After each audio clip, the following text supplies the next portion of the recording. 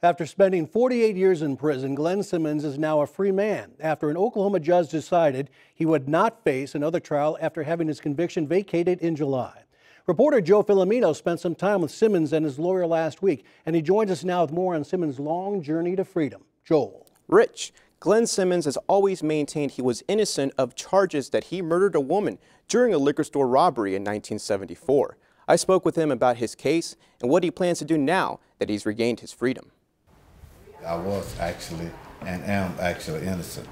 Glenn Simmons waited a very long time before an Oklahoma County District Court dismissed a robbery and murder case dating back to 1975. 48 years, 5 months, and 18 days.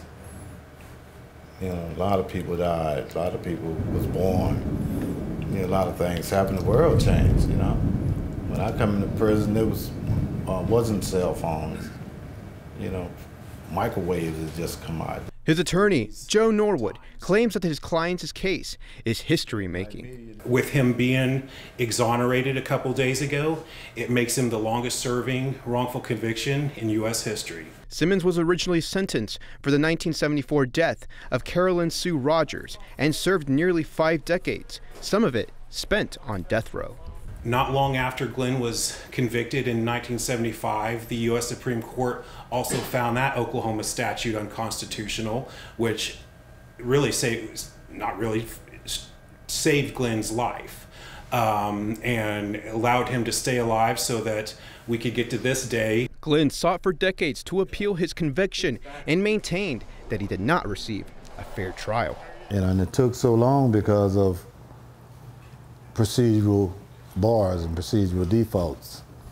You know, it wasn't because of the merits of the case. Simmons' legal team sought to prove his innocence, not just securing an exoneration. You have to prove the person didn't do it to a very high degree, which basically means you have to go back and reinvestigate the original crime.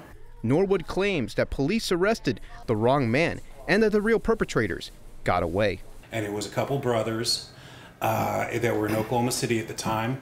Glenn was around them once at a party, and the police ended up going around finding everyone at that party and made basically a mass arrest, where they arrest 8, 9 people, something like that. And Glenn was one of them. Norwood says it is impossible to prove Simmons committed the crime since he was living in Louisiana. Glenn was born and raised in Harvey, Louisiana. That's where he was when this robbery murder occurred on December 30th, 1974. We've got a dozen witnesses saying, I saw him there. Simmons says he was mistakenly picked out of a police lineup for the murder after being arrested for an unrelated crime. I was picked up on a whole different case. And when it was found out I did do the case, I was actually participating in a lineup. I was 20, just turned 21 years old. Didn't know nothing about the law, the legal aspect. While in prison, Simmons recruited a private investigator to help get to the bottom of his case. And he got all the police reports and all the documents that I was innocent. Not only that, but the prosecuting attorney in my case wrote a letter to the parole board telling them that I was innocent. Maurice Posley works with the National Registry of Exonerations. He says more prosecutors and courts across the country are challenging older convictions. You know, we see these happening more frequently now as prosecutors' offices establish what we call conviction integrity units or conviction review units. Whatever you call them, it's essentially the task is the same. According to Norwood, the prosecutor failed to turn over exculpatory evidence to the defense. This was not turned over because, frankly, if the defense attorneys the defense attorney that Glenn had back then had it, I don't see that the state could have proceeded. Norwood says Simmons deserves to be compensated for his wrongful conviction and the decades he spent behind bars because of it.